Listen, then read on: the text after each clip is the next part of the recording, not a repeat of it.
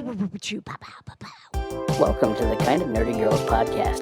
Fandom, fun, funny. Kind of Nerdy Girls podcast. A kind of nerdy girl who loves pets. I'm not talking about me. It is KJ. That is also a great way to describe my guest, Jacqueline Piñol. She is the mother of Miles Morales in the wildly popular game, if you can get a PS5, Marvel's Spider-Man Miles Morales. How cool. We're talking to the mom of Spider-Man here. Now, coming soon to Pet Pals TV, I'm going to go a little bit deeper into a conversation with Jacqueline about the work that she does promoting dog adoption. And prior to COVID, she was really out in the shelters, in the rescues, traveling the country, just talking to experts and trying to do her part to help with pet adoption. And her podcast is called The Canine Condition. So go find that right now. Well, after you listen to our conversation, go find her podcast on Spotify, Apple, Google Podcasts. And for now, enjoy our fun talk about how she loves kind of nerdy things just like we do. Marvel, Wonder Woman, video games. Here we go. Special guest, Jacqueline Piñol on the Kind of Nerdy Girls. I appreciate you being here. We're going to get a lot of bang for our buck today because you got it. I've got Pet Pals TV, which is part of what I do, and then the Kind of Nerdy Girls. So I was like, oh my gosh, you and me, we got so much to talk about. Oh my gosh, yes, I love it. I heard the William Shatner one, and then of course the Cobra Kai episode on the podcast. My husband's a huge Cobra Kai fan. I mean, he can't stop talking. He tells me about every episode. I'm like, honey, okay, I get it. Like he's obsessed. Is he really? So, yes, it's very funny. It is. Now, did you watch Karate Kid at all? Oh yeah, no, okay. I love it. The thing is, I haven't started watching the series. You know, mom's a little busier. There's so much going on, and he just kicks his speed up, you know, at the end of an evening and catches up on an episode. But I'm already behind, so like I don't want him to spoil it, and he does all the time. He can't help himself. Oh man, yeah. My husband and I have those rules of like, okay, you can watch it without me, but you got to be real. Not talk about it. Obviously, like being Rios Morales has got to just be super cool. But is it? You know, I was going to ask, are you as into this sort of like geek culture as those of us who enjoy the fact that you are Rios Morales? I wasn't until I got into gaming, and because I'd done other games before and now I'm this one, I just, you know, I have a hubby and a son and there's no escaping video games in my home. So it would be really weird for me to like not be into video games when I'm in them and they're playing the video game in the house. Yeah. So I've learned a lot, and the fans, I have to tell you, I was really actually taken by surprise of the reaction that Rios Morales got. To me, the game is Miles Morales, it's Spider-Man. That's the excitement. I've always been into the superhero movies, all the superheroes. And when I started to get fan mail or you know, comments and lots of social media interaction, I was actually taken by surprise. I didn't know Rios Morales had touched so many people in ways I had no clue. And I say it's all because we had wonderful writing. We had real characters that are grounded in reality, but facing this supernatural world that we all love to fantasize about. So I am very much appreciative and also so excited that the game has had the response that it's gotten. I love playing Rios Morales. It's been wonderful. It's been so fantastic. I mean, we're the family that's still trying to get our hands on a PS5. Yeah, we had to borrow one. I had to borrow one just to like get through it, and we give it back. And then our friends let us borrow it again because Johnny and Atlas have to keep, you know, so we can get one of our own. That is too funny that we've had one in the cart online, and the minute we're going to press buy, it's gone and we can't buy it. It's happened a number of times. Every time. It's welcome to the club. It's a running joke on our podcast, The Kind of Nerdy Girls. Katie, who's the biggest gamer, who deserves to have the PS5 before any of the rest of us.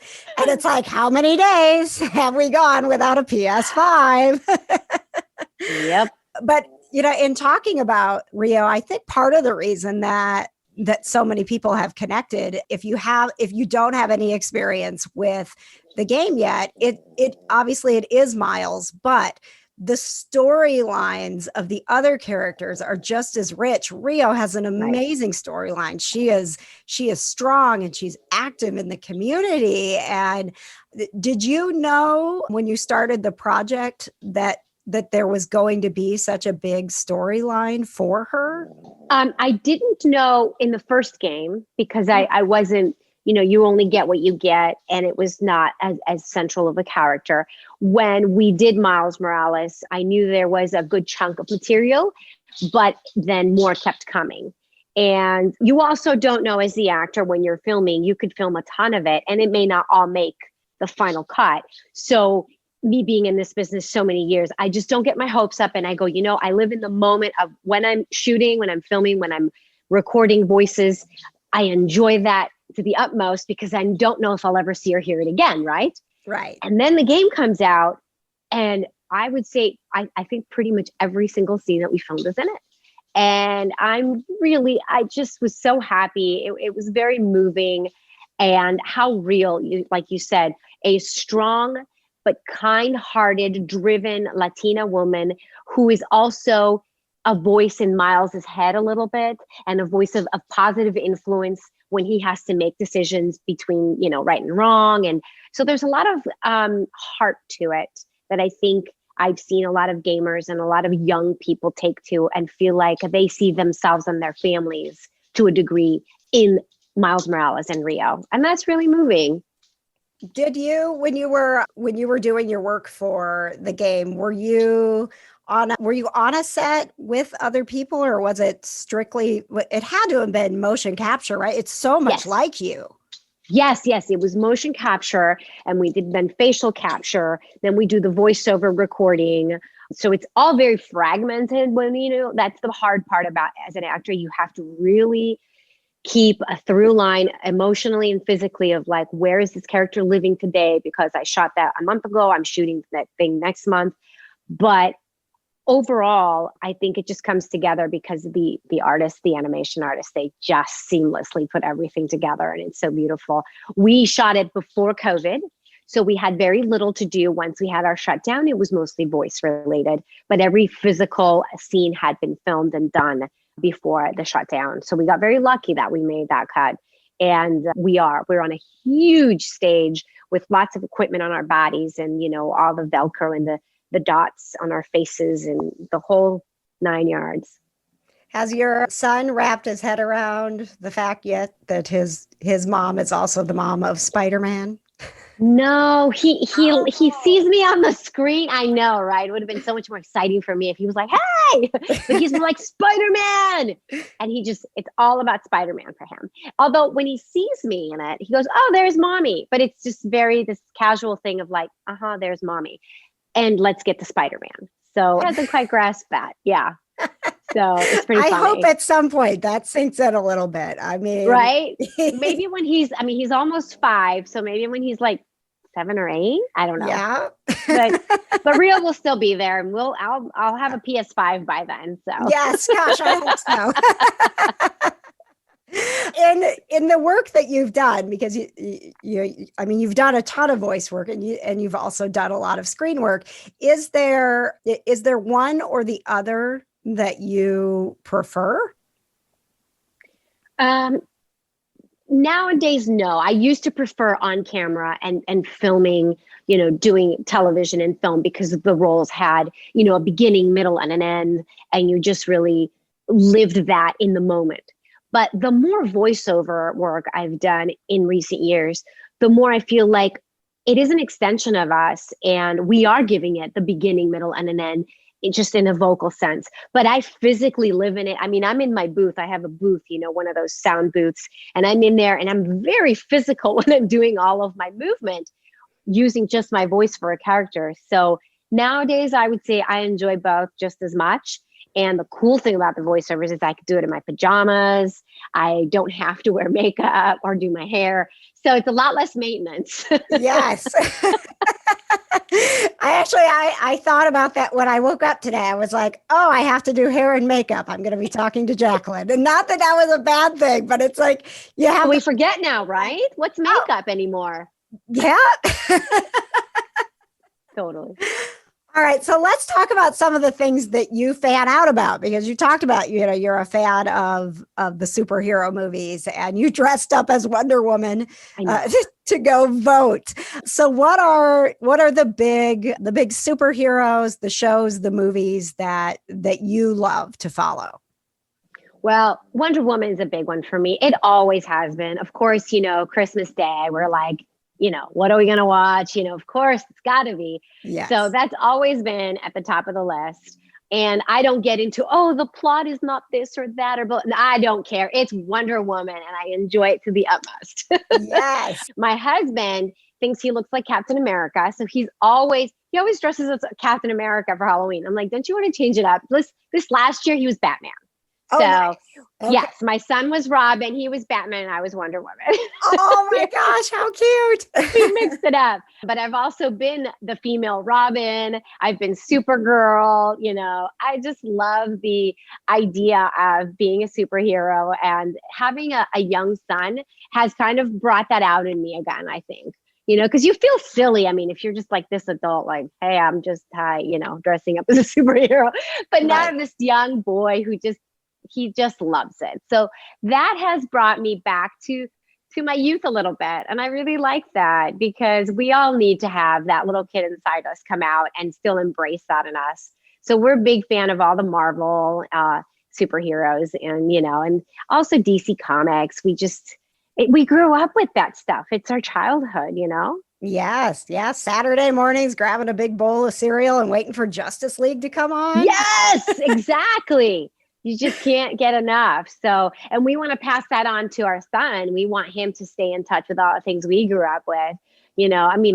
Johnny's trying to get him into Cobra Kai. And I'm like, honey, I think he's just a little young. Let's go back to Karate Kid in a couple of years and we'll start from the beginning with him. But it's almost like we don't want him to miss out on these great 80s movies that we grew up on. Yes. That's exactly how we have been with my nephews. It's that same thing. When they got old enough, they moved from Wisconsin to live near us. And so the first thing that we did was we instituted Batman Tuesdays, and we started with the Adam West Batman. Oh, that's wonderful. Every single Tuesday night they came over, we made dinner, and we watched 2 episodes of Batman, and then they slept in their Batman pajamas with their Batman pillows. Oh, that's so fun. And we got done with Batman Tuesdays and the schedule changed. And so then we went to Marvel Mondays. And so every Monday was Marvel something. And like you said, it's, as a grown adult to be like, I mean, not that I haven't, walked around with my Wonder Woman costume on a day that is just rough. But when you got kids around, you're like, this is great. Like this is my excuse. Nobody thinks I'm weird. Heck yeah. Oh yeah, for sure. And speaking of dressing up, have you done any of the Comic-Con circuit? Have you ever?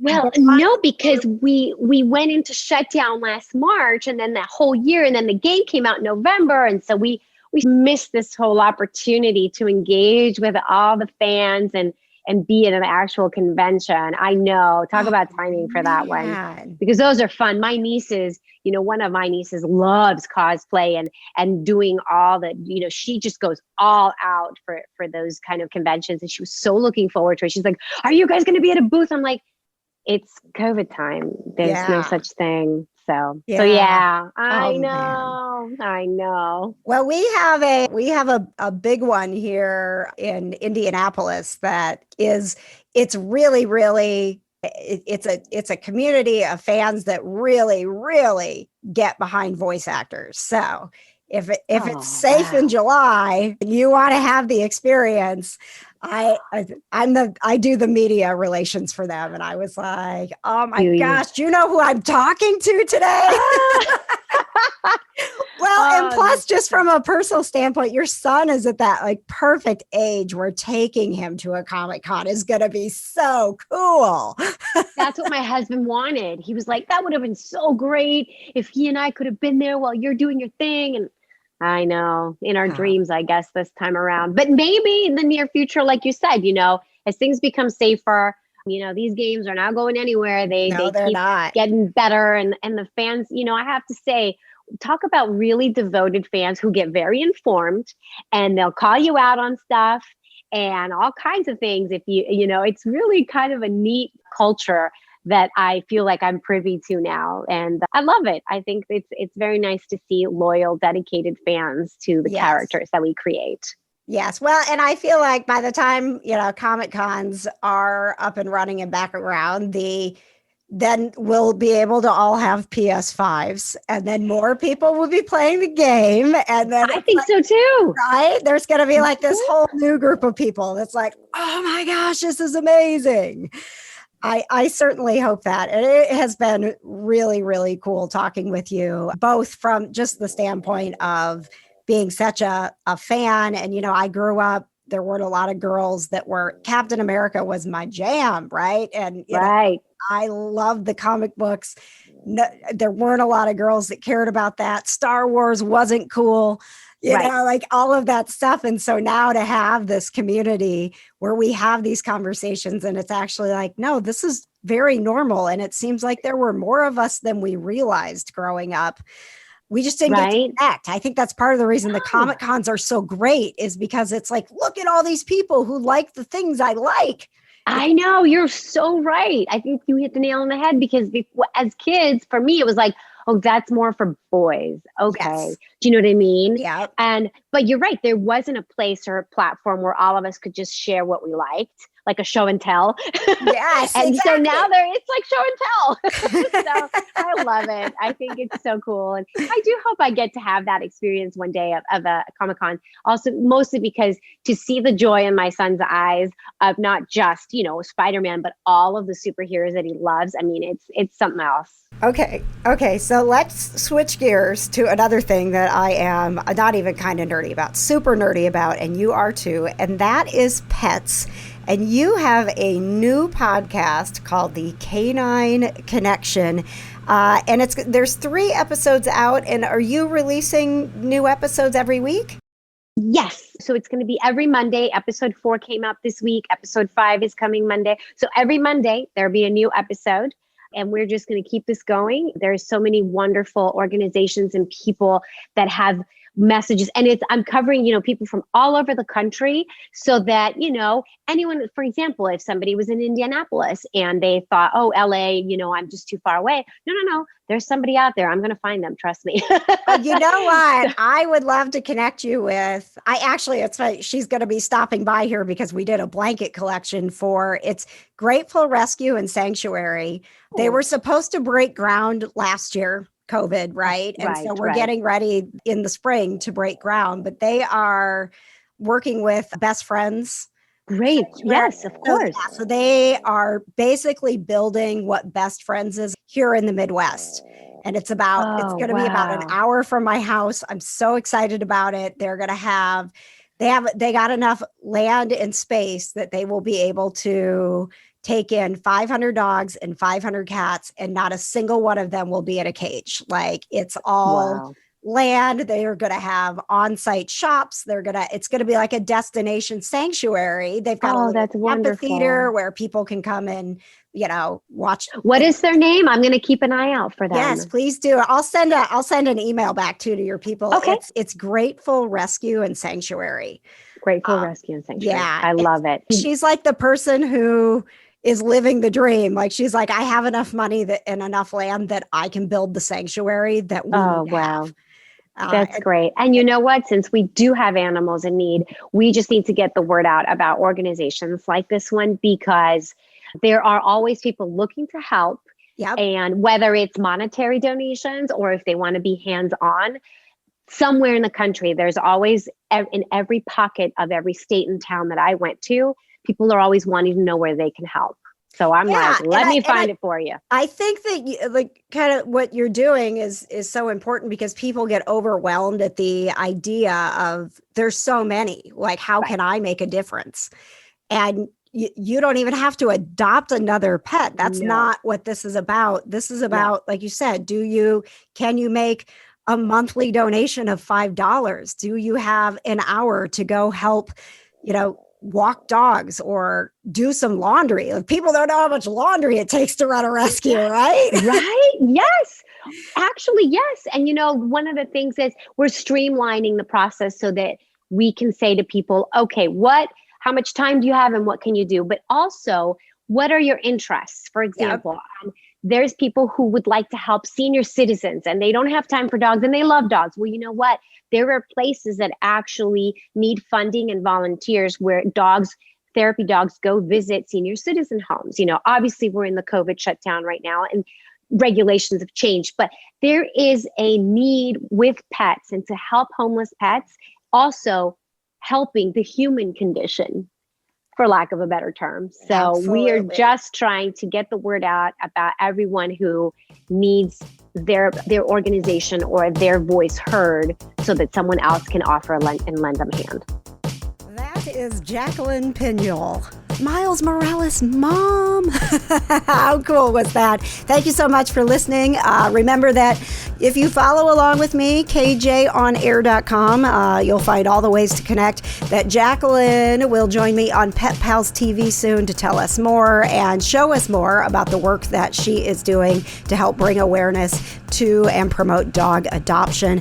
That is coming soon to Pet Pals TV. Thanks so much for listening to the Kind of Nerdy Girls podcast.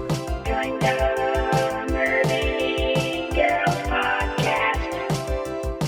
The Kind of Nerdy Girls are proud to be a part of the Just What I Needed network, and we certainly hope we were just what you needed.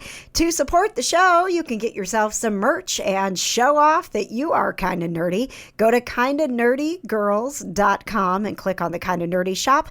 And while you're there, you can also support the show by getting access to behind-the-scenes footage, videos of our podcast, and never before heard episodes from our classic Kind of Nerdy vault. Just become a patron at kindofnerdygirls.com.